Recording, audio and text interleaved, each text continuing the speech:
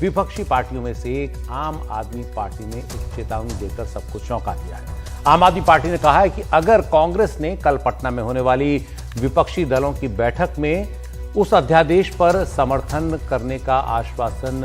नहीं दिया तो आम आदमी पार्टी बैठक से तुरंत वॉकआउट करेगी। आपको बता दें, सरकार ने दिल्ली में ट्रांसफर पोस्टिंग से जुड़े मसलों पर एक अध्यादेश लाकर दिल्ली सरकार के कई अधिकार एक तरह से अपने हाथ में ले लिए हैं और दिल्ली सरकार इसका लगातार विरोध कर रही है। इस अध्यादेश को संसद में पेश किया जाना है एक बिल के तौर पर और इस अध्यादेश के मामले में आम आदमी पार्टी सभी विपक्षी नेताओं का साथ मांग रही है।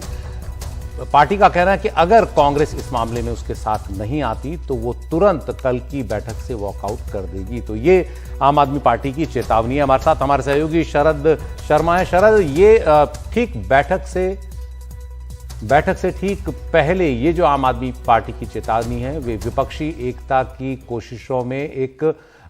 बड़ी एक तरह से बड़ा झटका माना जा रहा है और अब देखना है कि किस तरह से सामने आएगा। शरद हमारे साथ हैं। शरद, ये जो आम आदमी पार्टी ने ठीक पहले किया है, ऐसा क्यों? ये टाइमिंग है क्या कि बैठक से ठीक पहले ऐसा कहना ताकि किसी को ज्यादा तैयारी का मौका ना मिले, या फिर बहुत पहले से ऐसा आम आदमी पार्टी के मन में था कि विपक्ष की बैठक में वो ऐसा कुछ करने जा रही है?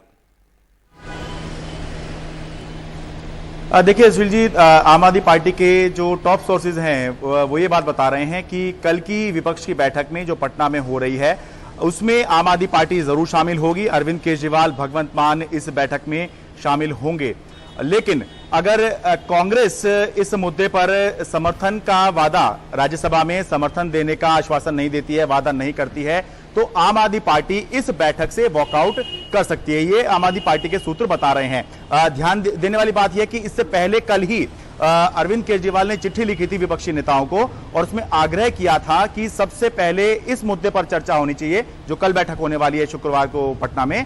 सबसे पहले इसी मुद्दे पर, ऑर्डिनेंस पर चर्चा हो और इस पर पार्टियां जो हैं अपना स्टैंड क्लियर करें। जो आम आदमी पार्टी के सूत्र हैं उनसे ये बात निकल के आ रही है कि असल में आम आदमी पार्टी की कोशिश है कि अध्यादेश के ऊपर चर्चा की जाए और खास तौर से बाकी सभी पार्टियां जो इसमें शामिल हो रही हैं, सभी बड़ी पार्टियां, वो तो इस मुद्दे पर आम आदमी पार्टी को समर्थन देने का वादा कर चुकी हैं, लेकिन कांग्रेस ने अभी तक ना समर्थन का वादा किया है और ना ही अभी तक मिलने का भी समय दिया है, जबकि लगभग 1 महीना होने को आया है जब अरविंद केजरीवाल ने राहुल गांधी से, मल्लिकार्जुन खड़गे से मिलने का समय मांगा था। तो ऐसा प्रतीत हो रहा है कि आम आदमी पार्टी को लग रहा है कि कहीं इस बैठक में उसका जो मुद्दा है कहीं पीछे ना छूट जाए, तो इसीलिए पहले चिट्ठी भी लिखी कि सबसे पहले इसी मुद्दे पर चर्चा करवाई जाए और उसके बाद अब ये बात निकल के आ रही है कि अगर इस मुद्दे पर कांग्रेस आश्वासन नहीं देती है कि वो समर्थन देगी तो वो इस बैठक से वॉकआउट कर जाएगी, क्योंकि आम आदमी पार्टी का कहना है कि अगर इस मुद्दे पर चर्चा नहीं होगी तो फिर बैठक का कोई मतलब नहीं है। यही इस समय जो है आम आदमी पार्टी के लिए सबसे बड़ा मुद्दा, और आम आदमी पार्टी का यह भी कहना है कि यही मुद्दा जो है वो विपक्ष को जो है इस समय एकजुट कर रहा है, वरना अगर विपक्षी एकता की बात है ये तो पहले से भी चल रही है और आगे भी जब तक मोदी सरकार मजबूत रहेगी तब तक ये बातें जो हैं चलती रहेंगी। तो इसलिए एक तरह का इसको अल्टीमेटम भी माना जा रहा है कि अगर कांग्रेस ने आश्वासन नहीं दिया तो वॉकआउट आम आदमी पार्टी कर सकती है। शरद, अरविंद केजरीवाल भी बड़े महत्वाकांक्षी नेता हैं और अच्छी बात है महत्वाकांक्षा का होना। 2 राज्यों में उनकी सरकार बन चुकी है, राष्ट्रीय पार्टी का दर्जा मिल चुका है। कहीं ऐसा तो नहीं कि इस बैठक में, विपक्ष की इस बैठक में उन्हें वो प्रमुखता नहीं दी गई जिस प्रमुखता की वो उम्मीद कर रहे थे और उसके बाद उनको लगता है कि हम नहीं तो तुम भी नहीं, और एक उन्होंने ये एक नया जो है पैंतरा चला है कहीं एक तरह से अपनी प्रमुखता कम किए जाने को लेकर? क्या इस तरह की भी कुछ आपको लगता है कि बात है? आप इतना करीब से जानते हैं पार्टी को। देखिए, इंडिविजुअल की को महत्व किस तरह से दिया जा रहा है वो फिलहाल मुझे नहीं लगता कि बहुत ज्यादा बड़ी बात है, क्योंकि अगर आपके पास मुद्दा बड़ा है तो आप वैसे ही बड़े हो जाएंगे। तो इसलिए आम आदमी पार्टी ये कह रही है कि जब इस मुद्दे पर, ये अध्यादेश के मुद्दे पर, और यही इस समय ज्वलंत मुद्दा है जिसके ऊपर देश की अलग अलग 10 पार्टियां और कम से कम 70 राज्यसभा के वोट अरविंद केजरीवाल ने देश के अलग अलग हिस्सों में जाकर, चाहे वो पश्चिम बंगाल हो, चाहे महाराष्ट्र हो, तमिलनाडु हो, तेलंगाना हो, उत्तर दक्षिण पूर्व पश्चिम में अलग अलग राज्यों में जाकर वोट जुटाए हैं और पार्टियों को एक साथ खड़ा किया है। तो उनका ये कहना है कि इससे बड़ा मुद्दा इस समय क्या हो सकता है, क्योंकि आपको एक मुद्दा चाहिए जो त्वरित मुद्दा हो। इसके अलावा तो लोकतंत्र की हत्या और तानाशाही की बातें जो हैं, उनका कहना है कि ये तो सालों से चल ही रही हैं और अभी आगे ये चलती ही रहेंगी। उनके मुताबिक ये मुद्दा सबसे बड़ा है और अगर इस पर कमिटमेंट नहीं होता तो फिर इस बैठक में उनके होने का कोई मतलब नहीं है। तो इसीलिए आपने देखा होगा कि पहले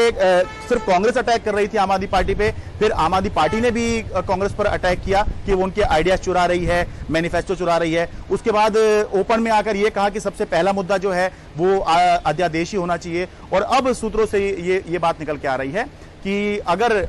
आश्वासन नहीं मिलता है कांग्रेस से तो वो वॉकआउट कर सकते हैं। एक तरह से ये एक स्ट्रैटेजी भी आम आदमी पार्टी की है कि किस तरह से कांग्रेस को जो है घेरा जाए, क्योंकि अभी तक बस कांग्रेस ही ऐसी पार्टी है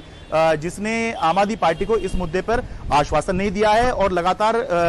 जो कांग्रेस के नेता हैं वो अटैक भी कर रहे थे। हालांकि पिछले कुछ दिन से आम आदमी पार्टी के नेता भी अब अटैक कर रहे हैं। तो एक घेरने की भी स्ट्रैटेजी हो सकती है, क्योंकि अगर 10 पार्टियां इस मुद्दे पर इकट्ठे हो गई हैं और कांग्रेस अगर अलग है तो जब तक कांग्रेस नहीं आएगी आम आदमी पार्टी के साथ में समर्थन देने के लिए इस मुद्दे पर, तो आम आदमी पार्टी की अरविंद केजरीवाल की जो सारी कवायद रही है कि इस राज्य में जाओ, उस राज्य में जाओ, इस पार्टी से बात करो, उस पार्टी से बात करो, वो सब बेमानी हो जाएगी। क्योंकि कांग्रेस के पास 31 सांसद हैं, आम आदमी पार्टी के पास अभी 70 वोट जो हैं वो जुटा पाई है। तो जैसे ही कांग्रेस आएगी तो आंकड़ा 100 के पार हो जाएगा और भले ही सरकार को हराने की पोजीशन में आएंगे या नहीं आएंगे, लेकिन करीबी मुकाबला लगेगा कि हाँ कुछ मुकाबला है, लड़ाई है। लेकिन अगर कांग्रेस नहीं आएगी तो न सिर्फ ये राज्यसभा की बात दिखाई देगी कि ये इसमें कोई मुकाबला नहीं है, बल्कि जो विपक्षी एकता की जो बात हो रही है उसका भी कोई मतलब नहीं रह जाएगा। क्योंकि भले ही आप कहते रहिए कि कांग्रेस इस समय बहुत कमजोर पोजीशन में है, लेकिन कमजोर पोजीशन में होते हुए भी वो देश की दूसरी सबसे बड़ी पार्टी है ही, देश की प्रमुख विपक्षी पार्टी वो इस समय है ही।